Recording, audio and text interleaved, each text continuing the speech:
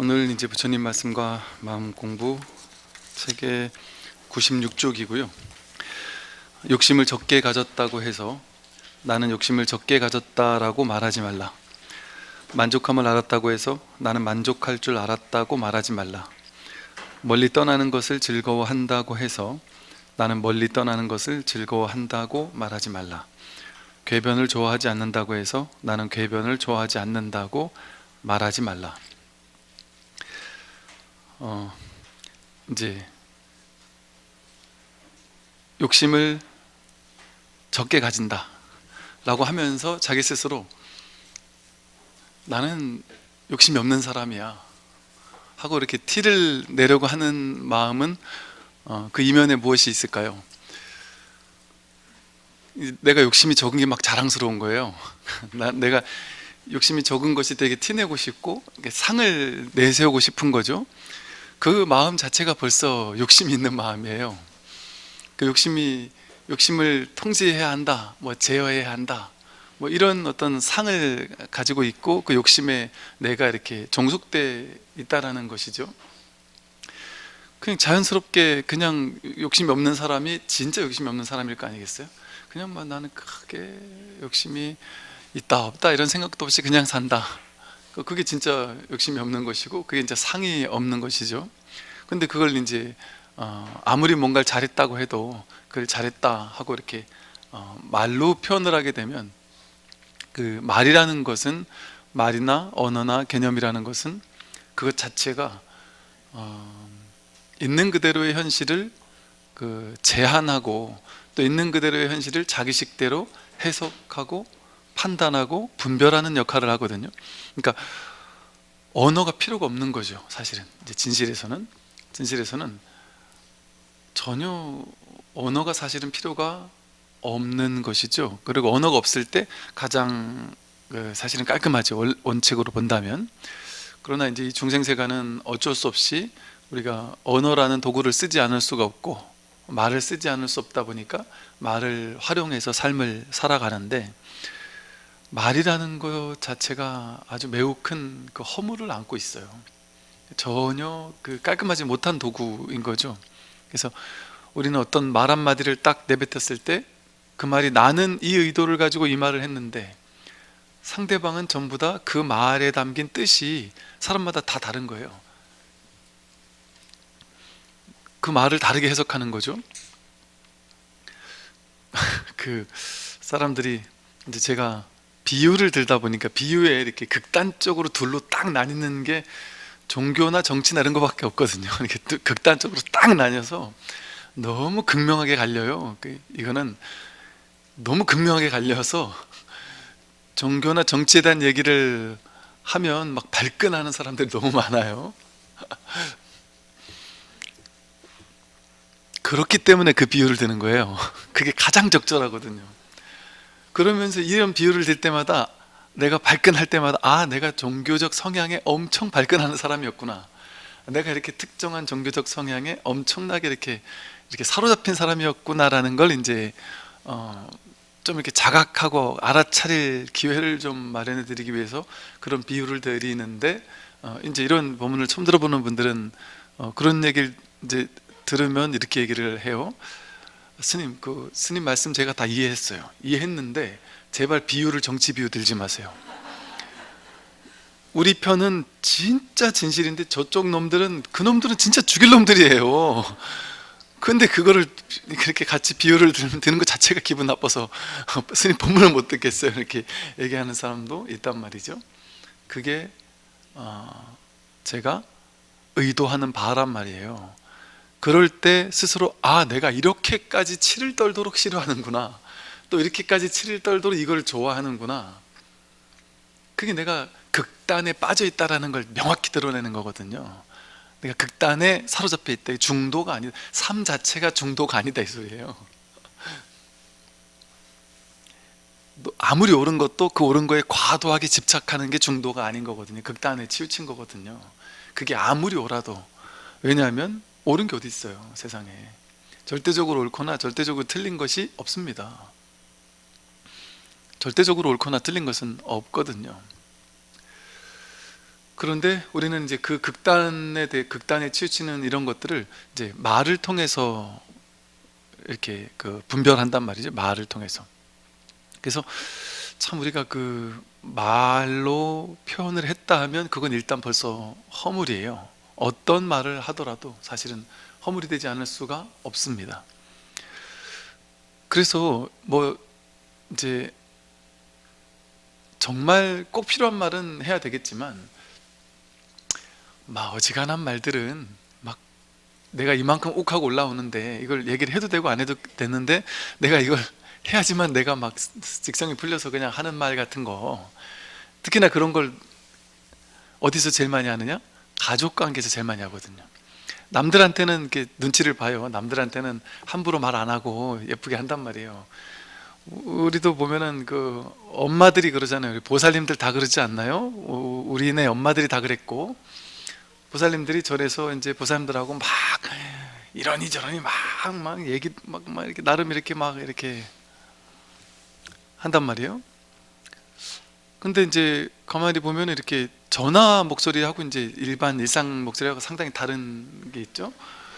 일상에서는 이제 뭐 막 이렇게 얘기를 하다가도 뭐 특정 사람들하고 통화를 하거나 이럴 때는 갑자기 이게 목소리가 너무 나긋나긋하고 예뻐지고 뭐 이런 경우 있단 말이죠. 자식 가족한테는 막 이래 하다가도 부부 싸움을 하다가도 전화하면 갑자기 언제 그랬냐는 듯이 이렇게 예쁘게 목소리가 바뀌잖아요. 그게 사실은 가장 하지 말아야 될 게 사실은 가족이 나와 가장 오래 살고 가장 그 인연을 맺고 사는 거잖아요. 그러니까 내가 가족에게 어떤 업을 짓느냐, 어떤 말을 하고 어떤 행동을 하고 가족과 나와의 업이 어떠느냐가 나와 이 우주와의 관계, 그것의 어떤 그것을 대변하는 거거든요. 대변하는 거. 그러니까 나랑 가장 오래 살 사람도 가족이고 가장 많이 만날 사람도 가족인데 가족은 너무 편한 거죠. 너무 편하다 보니까 그냥 안 해도 되는 말까지 그냥 해가지고 긁어부스럼을 만드는 일이 있죠. 근데 말이라는 것은 그냥 해버리면 이게 힘을 지녀요. 갑자기 말은 우리, 스님 제가 하는 말이 뭔 힘을 지니겠어요? 이러잖아요. 그 말이 힘을 지닌다니까요. 예를 들어 이제 절에서도 그런 게, 어떤 모든 단체가 마찬가지예요. 어떤 단체를 운영하다 보면 사람들 의견을 100% 수용할 수가 없잖아요. 이거를 좋아하는 사람 있고 안 좋아하는 사람 있잖아요. 그러면 반은 좋아하고 반은 안 좋아한다 이러면 어쨌든 결론을 내야 되잖아요. 그러면은 어쩔 수 없이 나머지 반은 이제 희생당한다고 느낄 수 있어요. 그러나 이건 이도저도 안 하고 안 할 수도 없으니까 하나를 결정을 해야 된단 말이죠.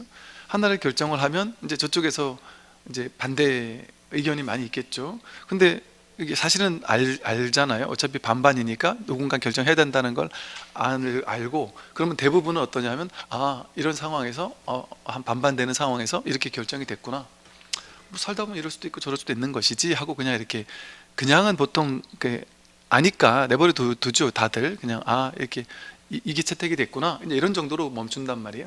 그런데 이제 그것이 그냥 그렇게 해서 묵묵히 지나가면 문제가 없는데 누군가 한두 명이 그냥 이게 이럴 수도 있고 저럴 수도 있는 상황인데도 불구하고 내 견해가 이제 채택이 안 된 거에 대해서 그냥 이게 편안하게 얘기하지 않죠. 아주 그 화가 담긴 그런 말투로 이렇게 문제시하거나 이럴 때 그냥 가만뒀을 때 아무 문제 없는 것이 이렇게 그 말로 표현됐을 때 엄청 심각한 문제인 것처럼 막 이렇게 둔갑을 해버려요.